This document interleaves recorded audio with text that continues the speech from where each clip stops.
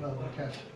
waxaan salaamayaa dhammaan shacabka reer Puntland meel kasta ay joogaan waxaan u rajaynayaa guul iyo horumar sida aad la socotaanba 8 bishii July 2018 maleeshiyada laga soo abaabulay maamulka Hargeysa ayaa waxay duulaan qaabo ku soo qaadeen dhulka Puntland waxayna duulaankaas ku qabsadeen deegaanka Tukarraq ee ka tirsan degmada Laascaanood ee gobolka Sool.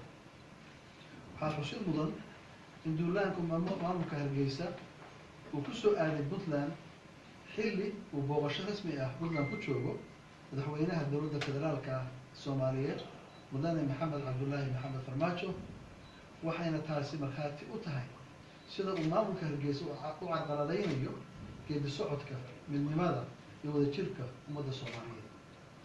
Puntland waxay ku mashquulsan la dagaalanka argagixisada caalamiga ee Shabaab iyo Daesh. duulaanka maamulka Hargeysa ku soo qaaday Puntland wuxuu garab iyo gaashaan buuxa u yahay argagixisada caalamiga. Puntland waxay culays ka saartay horumarka dalka iyo dib-u-dhiskiisa mana doonayso inay daadiso dhiig Soomaaliyeed. dowladda Puntland way ku filan tahay difaaca dhulkeeda iyo dadkeeda waxaana u sheegayaa maamulka Hargeysa duulaanka ku soo qaadeen Puntland inay kala kulmi doonaan cawaaqib xumo inay heli doonaan jawaabta ku habboon.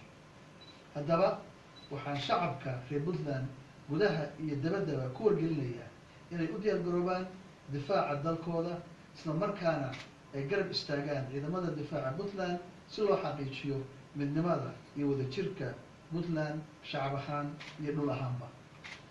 ugu dambeyntii waxaan u sheegayaa ummadda Soomaaliyeed dowladda federaalka Soomaaliya daneeyayaasha xasiloonida Soomaaliya iyo beesha caalamkaba in maamulka Hargeysa uu mas'uul ka noqon doono cawaaqib xumada ka iman doonta duulaanka qaawan ay ku soo qaadeen deegaanka Puntland.